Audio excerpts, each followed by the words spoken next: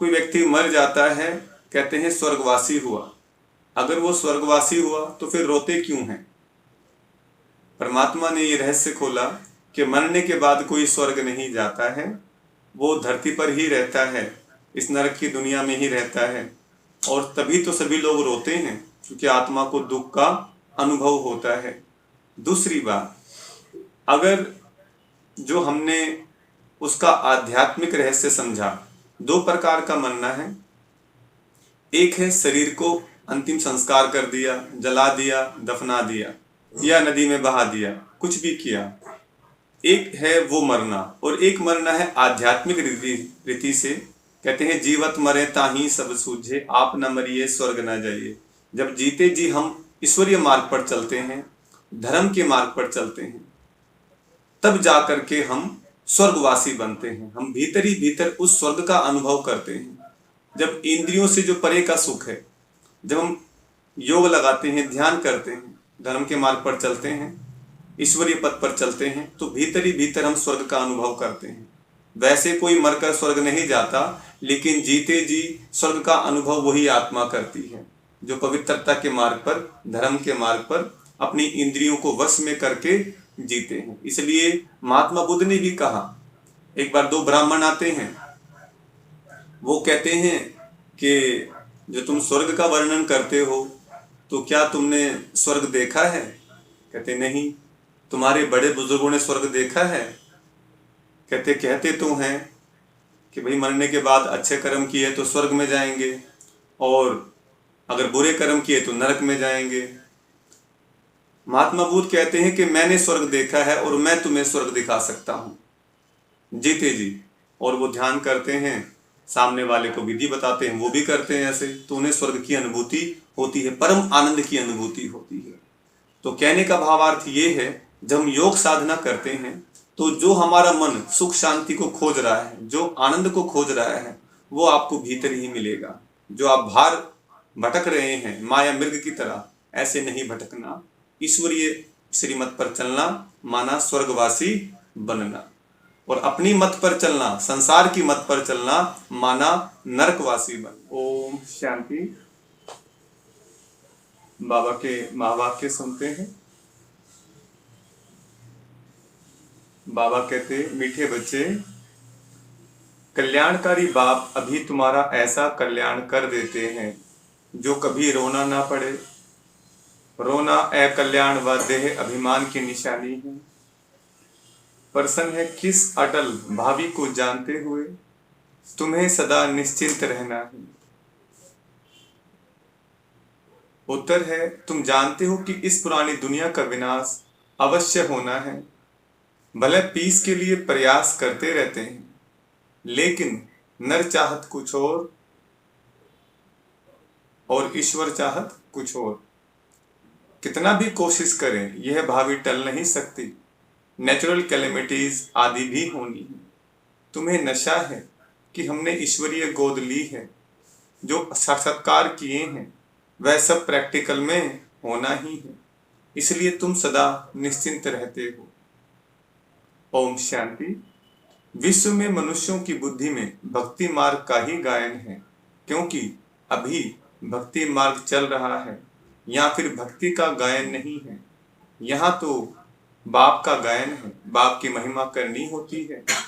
जिस बाप से इतना ऊंच वर्षा मिलता है, भक्ति में सुख नहीं है। भक्ति में रहते हुए भी याद तो स्वर्ग को करते हैं ना। मनुष्य मरते हैं तो कहते हैं स्वर्गवासी हुआ, तो खुश होना चाहिए ना। जबकि स्वर्ग में जन्म लेते तो फिर रोने की तो दरकार नहीं। वास्तव में ये सच्ची बात तो है नहीं कि स्वर्गवासी हुआ इसलिए रोते रहते हैं। अब इन रोने वालों का कल्याण कैसे हो? रोना दुख की निशानी है। मनुष्य रोते तो है ना। बच्चे जन्मते हैं तो भी रोते हैं, क्योंकि दुख होता है। दुख नहीं होगा तो जरूर हर्षित रहेंगे। रोना तब आता है जब कोई न कोई अकल्याण होता है। सत्युग में कभी अकल्याण नहीं होता, इसलिए वहां कभी रोते नहीं। अकल्याण की बात ही नहीं होती। यहाँ कभी कमाई में घाटा पड़ता है या कभी अन्न नहीं मिलता तो दुखी होते हैं, दुख में रोते हैं, भगवान को याद करते हैं कि आकर सभी का कल्याण करो। अगर सर्वव्यापी है तो किसको कहते हैं कल्याण करो? परम पिता परमात्मा को सर्वव्यापी मानना बड़े से बड़ी भूल है। बाप है सबका कल्याणकारी, वह एक ही कल्याणकारी है तो जरूर सबका कल्याण करेंगे। तुम बच्चे जानते हो परमपिता परमात्मा हमेशा कल्याण ही करते हैं। अब वह परमपिता परमात्मा कब आए जो विश्व का कल्याण करे? विश्व का कल्याण करने वाला और तो कोई है नहीं। बाप को फिर सर्वव्यापी कह देते हैं, कितनी भारी भूल है। अभी बाप अपना परिचय देकर कहते हैं मन मना भव, इसमें ही कल्याण है। सतयुग त्रेता में कोई भी हालत में अकल्याण होता नहीं। त्रेता में भी जबकि राम राज्य है तो वहां शेर बकरी इकट्ठे जल पीते हैं। हम राम सीता के राज्य की इतनी स्तुति नहीं करेंगे क्योंकि दो कला कम हो जाने से कुछ न कुछ सुख कम मिलता है। हम तो पसंद करते हैं स्वर्ग जो बाप स्थापन करते हैं, उसमें पूरा वर्षा पाएं तो बहुत अच्छा है। ऊंच से ऊंच बाप से वर्षा ले, हम कल्याण करें। हर एक को अपना कल्याण करना है। श्रीमत पर बाप ने समझाया है, एक है आसुरी संप्रदाय, दूसरा है देवी संप्रदाय। अभी एक तरफ रावण राज्य है, दूसरी तरफ में देवी संप्रदाय स्थापन कर रहा हूं। ऐसे नहीं कि अभी देवी संप्रदाय है, आसुरी संप्रदाय को मैं देवी बना रहा हूं। कहेंगे देवी संप्रदाय तो सतयुग में होता है। बाप कहते हैं इस आसुरी संप्रदाय को देवी संप्रदाय भविष्य के लिए बनाता हूं। अभी है ब्राह्मण संप्रदाय, देवी संप्रदाय बन रहा है। गुरु नानक ने भी कहा है, मनुष्य से देवता किए करत ना लागी वार। परंतु कौन से मनुष्य हैं जिनको देवता बनाएंगे? यह ड्रामा की आदि मध्य अंत को तो जानते नहीं। सृष्टि के आदि में जो लक्ष्मी नारायण श्रेष्ठाचारी हैं वह भी आदि मध्य अंत को नहीं जानते, त्रिकालदर्शी नहीं है। आगे जन्म में त्रिकालदर्शी थे, सुदर्शन चक्रधारी थे, तब यह राज्य पद पाया, तब यह राज्य पद पाया है। उन्होंने फिर सुदर्शन चक्र दे दिया है विष्णु को। तो यह भी समझाना है कि सुदर्शन चक्रधारी ब्राह्मण हैं तो मनुष्य आश्चर्य खाएंगे। वह तो श्री कृष्ण को भी कह देते, विष्णु को भी कह देते। यह तो जानते नहीं कि विष्णु के दो रूप लक्ष्मी नारायण हैं। हम भी नहीं जानते थे। मनुष्य तो हर बात में कह देते हैं भावी, जो होने वाला है उसको कोई टाल नहीं सकते। यह तो ड्रामा है, तो पहले पहले बाप का परिचय दे, यह ड्रामा का राज समझाएंगे।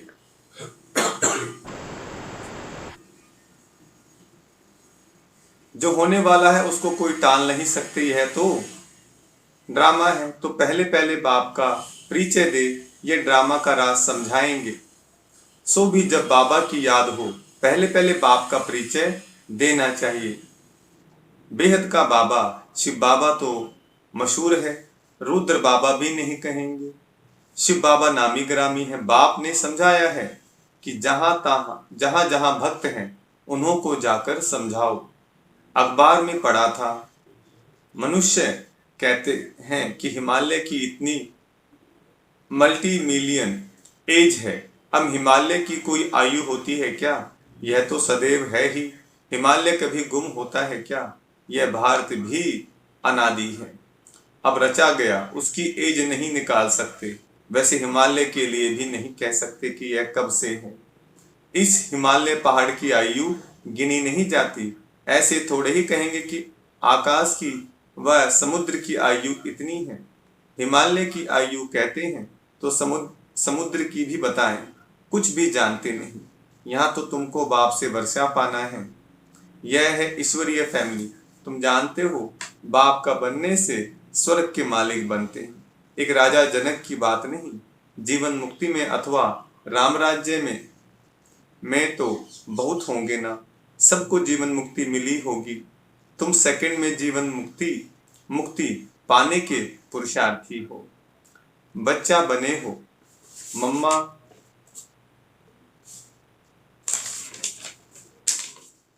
मम्मा बाबा कहते हो जीवन मुक्ति तो मिलेगी ना, समझ सकते हैं।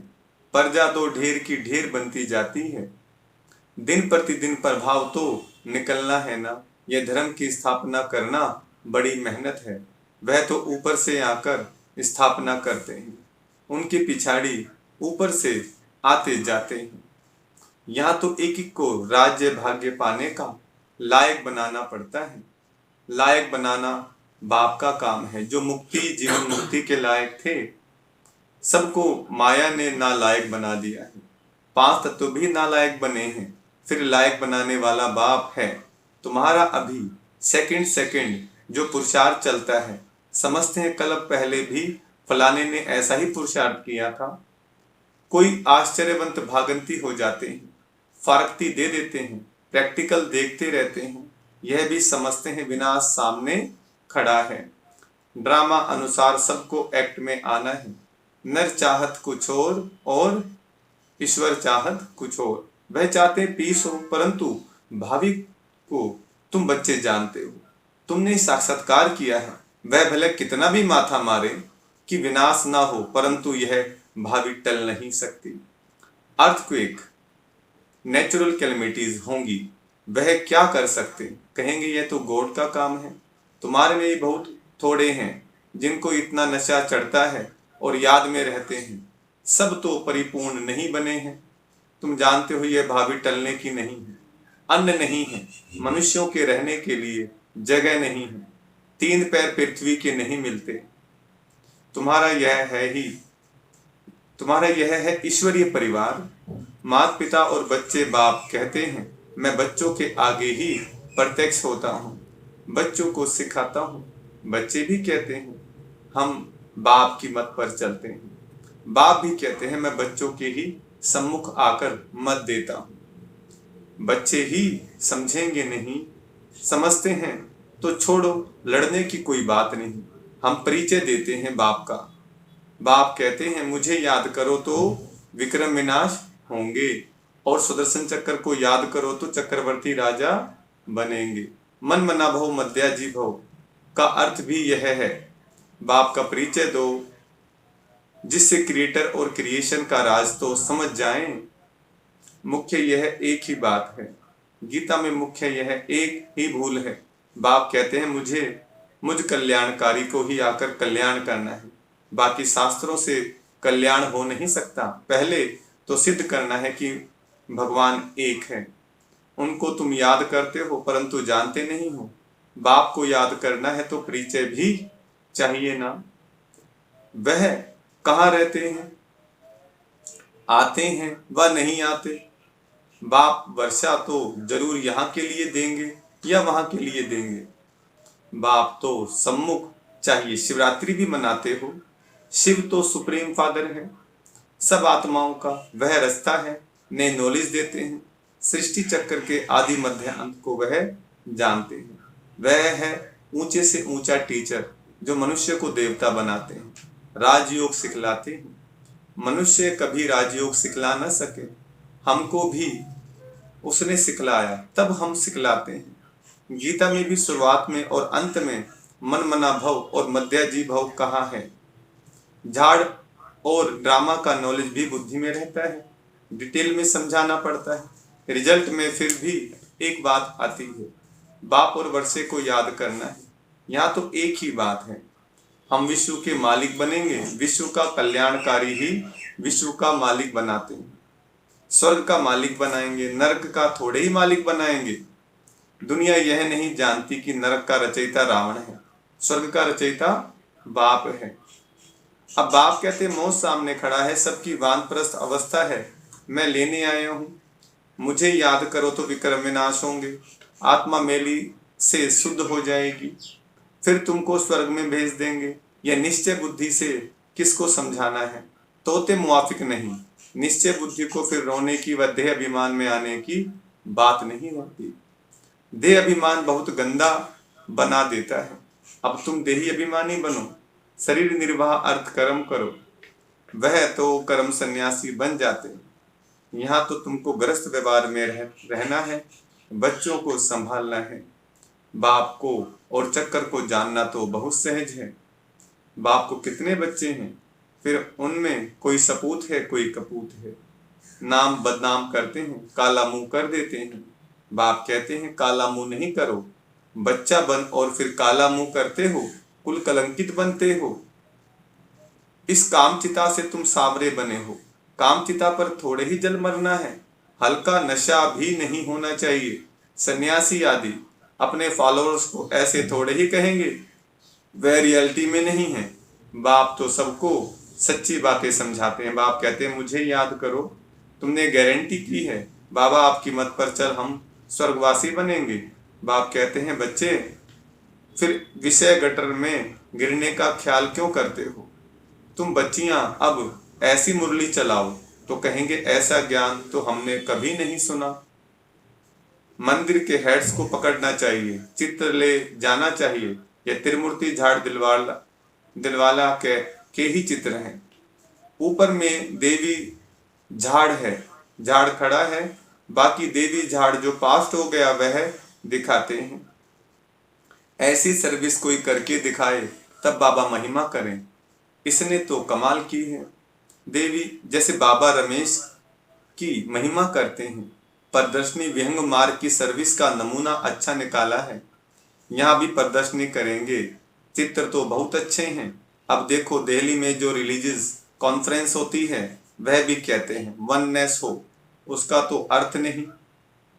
बाप एक है, बाकी है भाई बहन। बाप से वर्षा मिलने की बात है, आपस में मील शीरखंड कैसे होंगे, यह बातें समझने की है। प्रदर्शनी की वृद्धि लिए युक्ति रचनी है। जो सर्विस का सबूत नहीं दिखाते उनको तो लज्जा आनी चाहिए। अगर 10 नए और 8-10 मर गए, अगर 10 नए आए और 8-10 मर गए तो इससे फायदा क्या हुआ। अच्छा, मीठे मीठे सिकलदे बच्चों प्रति माता पिता बाप दादा का याद प्यार गुड मॉर्निंग। रूहानी बाप की रूहानी बच्चों को नमस्ते। हम रूहानी बच्चों की रूहानी बाप दादा को याद प्यार गुड मॉर्निंग और नमस्ते। धारणा के लिए मुख्य सार है। पहला पॉइंट, शरीर निर्वाह अर्थ काम करते देही अभिमानी रहने का अभ्यास करना है। किसी भी परिस्थिति में रोना व देह अभिमान में नहीं आना है। दूसरा पॉइंट, श्रीमत पर अपना और दूसरों का कल्याण करना है। सपूत बन बाप का नाम वाला करना है। वरदान, वैर संकल्पों को समर्थ में परिवर्तित कर सहज योगी बनने वाली समर्थ आत्मा भव। वरदान का विस्तार, कई बच्चे सोचते हैं कि मेरा पाठ तो इतना दिखाई नहीं देता, योग तो लगता नहीं, अशरीरी होते नहीं। यह है वैर संकल्प। इन संकल्पों को परिवर्तित कर समर्थ संकल्प करो कि याद तो मेरा स्वधर्म है, मैं ही कल्प कल्प का सहज योगी हूँ। मैं योगी नहीं बनूंगा तो कौन बनेगा। कभी ऐसे नहीं सोचो कि क्या करूं, मेरा शरीर तो चल नहीं सकता, यह पुराना शरीर तो बेकार है। नहीं, वाह वाह के संकल्प करो, कमाल गाओ। इस अंतिम शरीर की तो स्मृति आ जाएगी। स्लोगन, शुभ भावनाओं की शक्ति दूसरों की व्यर्थ भावनाओं को भी परिवर्तन कर सकती है। तो विशेष ध्यान देंगे, शुभ भावनाओं की शक्ति दूसरों की व्यर्थ भावनाओं को भी परिवर्तन कर सकती है। ये नहीं बोले कि ये बदल ही नहीं सकता, ये सुधर ही नहीं सकते, ये तो ऐसे ही रहेंगे। हम योग साधना करते हैं, तपस्या करते हैं, तो हम उस पर स्टैंप ना लगाएं। अगर हम ही बोल देंगे ऐसे कि ऐसा बदल ही नहीं सकते, वो परिवर्तन हो ही नहीं सकते, तो आपने उसको और बल दे दिया, तो फिर वो वैसे ही रहने वाले हैं। तो इसलिए बाबा ने बोला कल्याणकारी बोल बोले, शुभ बोल बोले। जैसे बाबा हमारे प्रति शुभ भावना रखते हैं, ऐसे ही हम भी औरों के प्रति शुभ भावना रखें, तभी वो आत्मा पार लगेगी, वो विषय विकारों से बाहर निकलेगी, वो भी पावन बनने का पुरुषार्थ करेगी। तभी धरती पर स्वर्ग आएगा, तभी जो परमात्मा की इच्छा है वो पूर्ण होगी। अच्छा, ओम शांति।